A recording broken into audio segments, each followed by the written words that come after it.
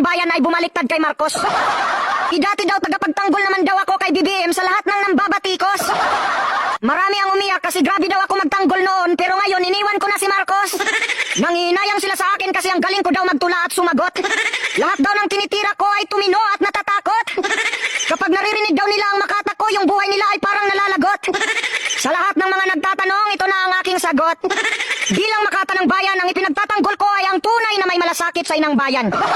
Mahal na Pangulo, ipinagtatanggol kita noon kasi sabi mo nung eleksyon, mabuhay ang Pilipinas. Pero ano ang nangyari ngayon? Namatay sila sa gutom. Namatay sila sa gutom. Sinasabi mo sabay-sabay tayong babangon. Ano ang nangyari ngayon? Gumagapang sa gutom, hindi na makabangon. Tapos yung mga tauhan ni BBM panaisira kay Duterte, yung bigas nga hindi may balik sa porte. BBM, nangangarap ka ng unity, tapos i-demolish mo ang lahat ng supporters ni Duterte. Gusto mo ng pagkakaisa pero sa kaliwa ka kumampi. Tapos sa mga grupo ni Duterte, hindi ka man lang naglagay ng kabinete. Yung mga tauhan mo na sumisira sa'yo, hindi mo kayang kontrahin. Sinasabi na ni Duterte na hindi kami nagsasalita para ikaw ay pabagsakin. Kundi binibigyan ka lang namin ng patnubay para ang ginagawa mo ay iyong ayusin. Kung masakit sa inyo na banata ng Pangulo, mas masakit sa amin.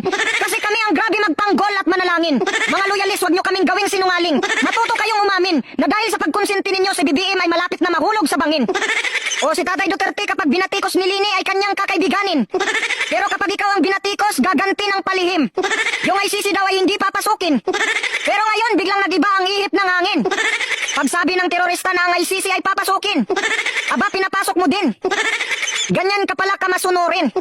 Isa sa mga dahilan kaya ako bumaliktad kasi kumampi ka sa mga terorista, BBM. Sa bayang demokrasya ang kapangyarihan ay nasa amin. Kaya BBM, yung taong bayan ang dapat mong tanungin. Bakit? Alam ba ng ICC kung gaano kaganda ang naidulot ng war on drugs sa atin? Noong panahon ng war on drugs, ang pinapatay ay mga adik.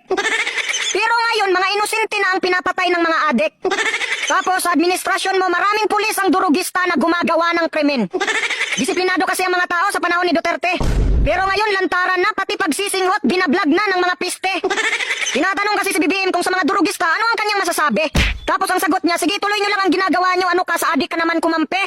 Saka ikaw, BBM, huwag kang mapikon kay Duterte kasi hindi naman sinabi ni Tatay Duterte na nagpulboron ka. Ang sabi niya, bangag ka. Ang ibig sabihin ng bangag, ito ay ekspresyon ng mga Bisaya para sa mga taong palpak ang pag-iisip. Kasi nakikita niya sa'yo na ang sinasabi mo ngayon, bukas kinalimutan na. At isa pa, BBM, kaya kita iniwan kasi yung mga vlogger mo grabe manira. Sabi ko naman sa'yo, BBM, pitikin mo yung bunganga ng mga vlogger mo, pero hindi mo kayang pitikin. Na pag ako nagalit, kumus-kumusin ko ang bunganga nila. Alam mo yung kumus-kumusin? Ganyan, no? Ganyan!